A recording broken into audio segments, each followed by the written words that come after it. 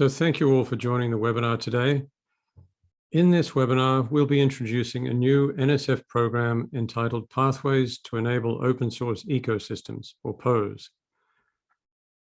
The webinar will be divided into three parts. First, Dr. Erwin Ganchandani will deliver opening remarks. Dr. Ganchandani heads up the newly created NSF Directorate for Technology, Innovation, and Partnerships. Following this, I'll give an overview of the POES program and highlight some important points to keep in mind if you're planning to submit a proposal. And finally, we'll have an open Q&A during which I'll be joined by other members of the POES working group. So if you have questions, please submit them using the Q&A function in Zoom, and you could submit questions at any time. The presentation slides will be available after the webinar at the solicitation webpage and will include the script that I'll be reading. So I'd now like to invite Dr. Ganchandani to deliver his opening remarks. Thank you, and good afternoon, everyone, or good morning, depending on where you might be located. So my name is Erwin Ganchandani, as Peter said, and I serve as the NSF Assistant Director for Technology, Innovation, and Partnerships, or TIP. And it's my pleasure to welcome you to this webinar today. We are really thrilled, all of us on this call, and you'll get a chance to meet the members of the team that have been working on the POES program for quite some time now. We're really thrilled to be able to talk about pathways to enable open source ecosystems, or POES, something that has indeed been long in the works over the course of the last several months, almost a year or so at this point. Before I give you a little bit of a snapshot about POES and a high order bit about our goals with this program, though, I think I'd be remiss if I didn't address one other bit of news from NSF over the course of the last week or so. As many of you may know, and as Peter sort of hinted at, we at NSF were pleased to launch a new directorate for technology, innovation, and partnerships a week ago today. And this is NSF's first new directorate in 32 years. So it's truly a once-in-a-generation activity, and hopefully for the community, a once-in-a-generation opportunity as well. So what's new, what's different with this particular directorate? The way I'd summarize it is that we have sort of a threefold set of foci for the purposes of the mission and vision for this directorate. One is to be able to cultivate innovation ecosystems throughout the US that allow us to be able to advance use-inspired research with a particular focus on the breakthrough technologies and societal and economic challenges that we face and how those technologies can help to address those societal and economic challenges.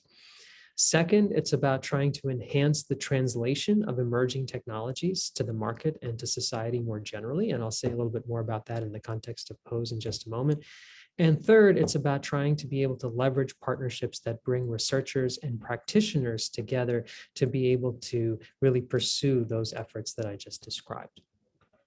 And what we announced last week with the establishment of this directorate in many ways is a first step. And we look forward to congressional action on the Bipartisan Innovation Act to really help us realize the vision for TIP in the longer term. So now to the purposes of this particular webinar. So you've heard a little bit about this new directorate and this emphasis around technology translation. I really want to drill a little bit deeper into that emphasis. NSF has been a leader over the years in taking research results from the lab to the market through programs that we've pioneered for the rest of the federal government. And those programs include activities like Partnerships for Innovation, the NSF I-Corps program, which provides entrepreneurial education to the community and really helps with customer and market fitness, and our Small Business Innovation Research, Small Business Technology Transfer, or SBIR, STTR programs as well, which allow for deep technology ventures to really be piloted and hardened and ultimately result in new products, new startups, new small businesses. Having said that, we also see a tremendous opportunity to think about new avenues, additional pathways to help realize the translational impact of the research that we and others fund. So it's not just about translating research results to startups and small businesses and markets, though we certainly are very excited about the work that we support there. But it's also about thinking about other forms. So you could imagine, for instance, research results that can serve to inform new policymaking by other agencies in the federal government. Research results from the education space, for instance, that could potentially be scaled at the K through 12 levels or at the level of institutions of higher education and so forth. And in the context of this particular webinar, our interest is really around how can we take research results, products that come out of research labs, and think about translating them into open source ecosystems. And how do we provide the research community broadly writ with the training, the capacity, the resourcing to really be able to facilitate that translation from an open source product to an open source ecosystem. So when we think about open source ecosystems, and you'll hear Peter and others describe it shortly, we really view this as an important counterpoint, not a replacement, but an important counterpoint to the more common for-profit lab-to-market approach that we've just talked about. Open source ecosystems allow us to be able to bring together large, multidisciplinary, multi-sector stakeholders to encourage innovation, including rapid prototyping. Key aspect here for us is to really be able to demonstrate the potential of a technology or product. And we've seen how these sorts of ecosystems have really allowed us to be able to give rise to positive impacts, not just on society, but also positive in our economies more generally as well. And you'll hear about some examples of those in just a little bit. Now, when we think about open source ecosystems, oftentimes the default is to contemplate open source software. And indeed, we hope to be able to imagine OSCs that emerge from software-based approaches. But we also want to think about the fuller spectrum, whether it be hardware, whether it be new tools, new artifacts, new approaches that could potentially be harnessed into open source ecosystems going forward, and ones that span all of the disciplines, all of the science and engineering areas that the National Science Foundation has a history of supporting as well, whether it be computing or bio or geosciences or math and physical sciences and beyond. So I'd encourage you to think broadly and widely as you contemplate potential open source ecosystems of the future.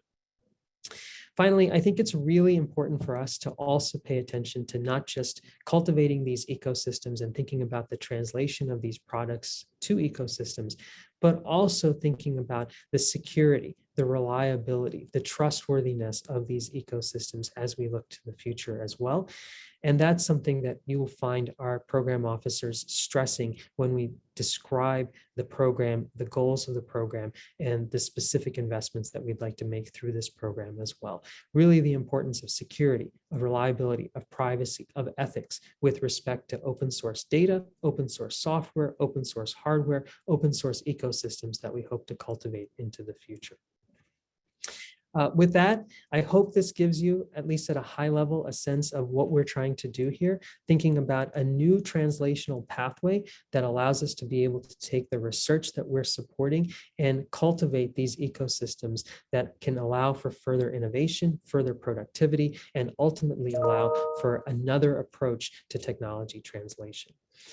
Before I close, I would be remiss if I didn't thank our colleagues on this call who have made this effort a possibility, a reality, in fact. So you're hearing from Peter Atherton, Program Officer in the TIP Directorate, who has been helping to co-lead this effort, with Nina Amla from the Computing Directorate, as well as with AAAS Fellow in TIP, Lakshmi Balachandra. I also want to acknowledge the rest of the team, and TIP will, or Peter will mention to you all of the team members in just a moment who've been instrumental from all of the directorates across the foundation in orchestrating this effort. So with that, I will pause and hand the microphone back to Peter. And thank you all again very much for your interest and your engagement, and really looking forward to seeing what comes of this effort, this pilot effort that we're starting this year. Great, thank you, Owen. So I'd like to begin this presentation by stating the aim of the program in its broadest terms. The overarching vision of the POSE program is to harness the power of distributed open source development as an engine of innovation to address challenges of national and societal importance. So let's unpack this statement to better understand what it means in practice. And I'll start by defining what we mean by open source. So open source refers to intellectual property of some sort that is publicly available and that people can modify and share. It can be in any of a number of forms, including, for example, software source code, languages or formats, hardware instruction sets, hardware designs or specifications, scientific methodologies, models or processes, manufacturing processes or process specifications, material formulations, or data. We're all familiar with the use of open source artifacts and products. These are common in the research community, for example, where a research project may result in a product that is made available as open source for others to use and develop independently, thereby enabling further collaboration and catalyzing further innovation. And as you probably know, NSF has a long history of funding research projects that result in the development of open source artifacts and products.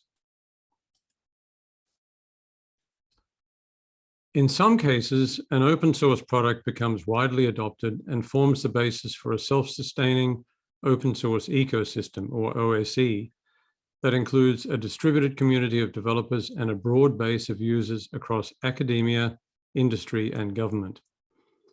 As the end user community grows and reliance on the open source product becomes more critical, the founding team may create a managing organization to facilitate ongoing development and enable scalable distribution of the open source product. This may be done through a foundation, for example. Development contributions are coordinated by this organization and in turn are driven by the needs of users across a range of applications. So it's important to appreciate the distinction between an open source product and an OSE. In the case of an open source product that's available in the form of software, the source code will typically be available online. There will be external users, in other words, users outside the development team. All development and updates will be carried out by the original authors, and a minimal level of support will be available to users. On the other hand, an OSE built around a similar product will typically include external development contributors, mechanisms to onboard new contributors, comprehensive user support, and infrastructure to enable continuous integration, delivery, and deployment of the product with security, privacy, and quality control mechanisms in place. Now, I want to emphasize that I've used software simply as an example. The same general principle applies to open source products in other forms. There are many OSEs that have had broad and measurable impact in different ways. So I'll briefly describe just 3 examples that have their roots in NSF-funded programs. Spark is a unified analytics engine for big data processing that started as an open source research project in 2009. As it transitioned into an OSE, it moved to the Apache Foundation in 2013 and is now one of the most active projects in Apache with over 1,000 contributors from 250 different organizations. Apache Spark is one of the most widely used technologies in big data and AI, with broad adoption in industry. RISC-V is an open standard instruction set architecture for building hardware. This also started as a research project in 2010 and then became a non-profit corporation, the RISC-V Foundation, in 2015. In 2020, RISC-V International was created as a Swiss non-profit with a new, more inclusive membership structure. RISC-V has enabled academics and small device manufacturers to design and experiment with building hardware without having to pay royalties. Galaxy is a scientific workflow and data integration platform for computational biology. It started as a research infrastructure for biological data analysis in 2005 and became an integrated data platform under academic free license with an active community of tens of thousands of users across the globe. Galaxy makes analyses accessible to all researchers, ensures analyses are completely reproducible, and makes it simple to communicate analyses so that they can be reused and extended. Historically, OSE managing organizations have been created in response to a growing user community, which has forced the creation of infrastructure and governance mechanisms. In contrast, the purpose of the POSE program is to close this gap by enabling the early and intentional transition from an open source product to an OSE ahead of expected demand. The aims are to ensure, firstly, that user needs are understood early and targeted by the developer community, and secondly, that critical OSE infrastructure is in place early to enable scalability while also ensuring reliability, security, and privacy. Our belief is that early and intentional establishment of the OSC managing organization will ensure the most efficient route to generating impact. This next slide shows the structure of a typical OSC as envisioned under the POSE program. In this ecosystem, a community of developers, shown on the left, makes ongoing contributions to a mature open source product. These contributions are coordinated by a managing organization, shown in the center, that is charged with ensuring the open source product is focused on addressing a specific societally important need. The managing organization is responsible for a range of additional activities in service of this goal, including coordination and quality control of developer contributions, security and privacy, training and onboarding of contributors, ensuring long-term sustainability of the ecosystem, and depending on the context, other functions such as testing and evaluation. An especially critical function of the managing organization is to discover and establish relationships with end user communities across the research enterprise, industry, and government, shown on the right in this figure, and to ensure that development efforts are directed to addressing the needs of these end users in alignment with the broader impact objectives of the OSE.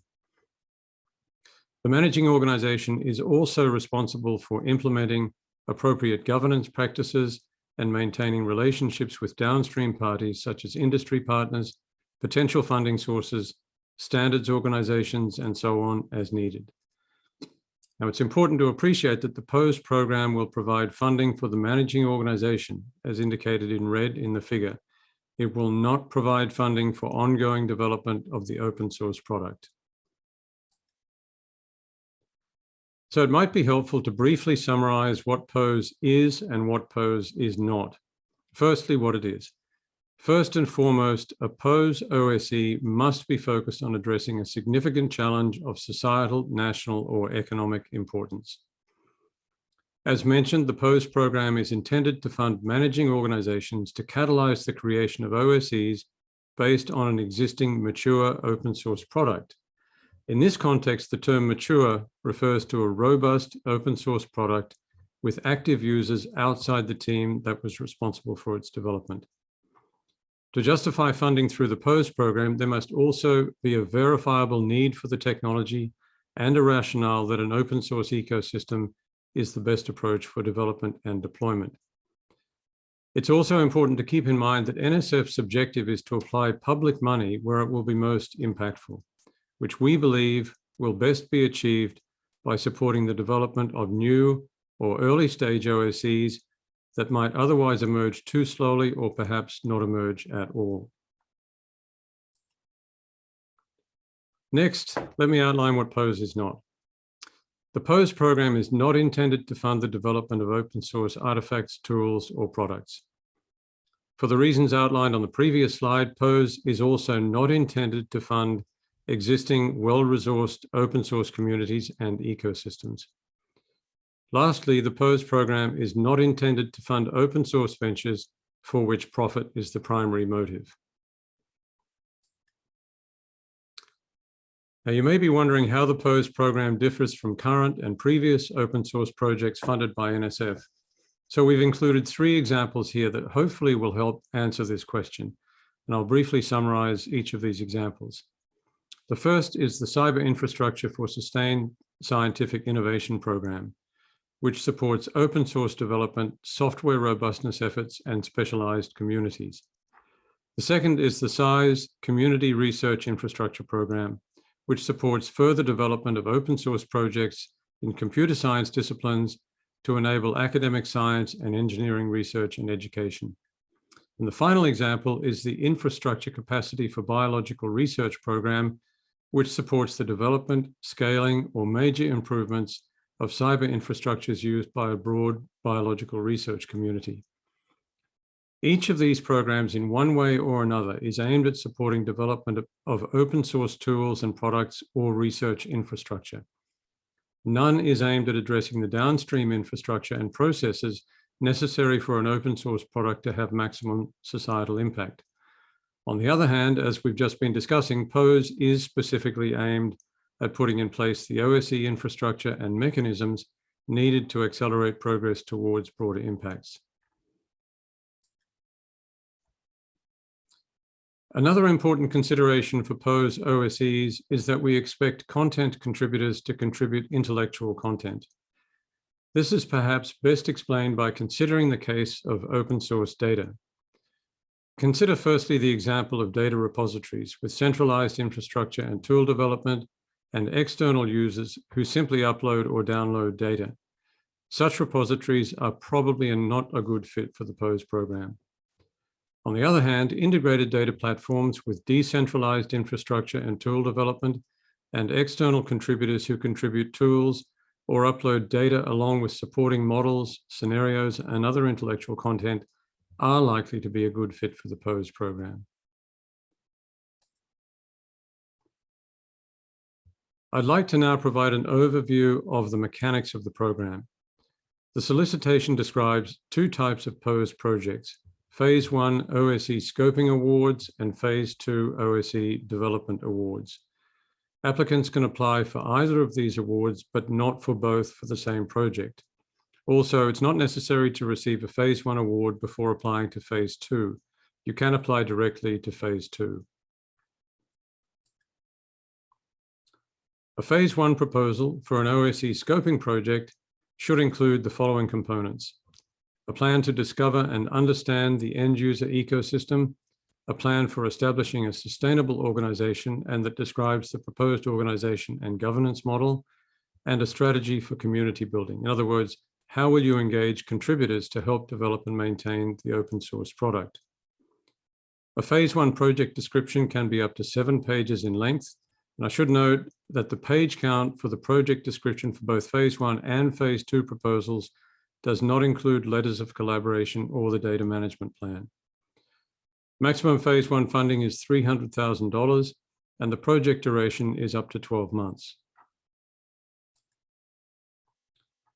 A Phase 2 proposal for an OSE development project should include the following components: a plan for ecosystem establishment and growth, a well-developed organizational coordination and governance model, a long-term strategy for community building, and clear sustainability goals, along with an actionable evaluation plan that includes success metrics.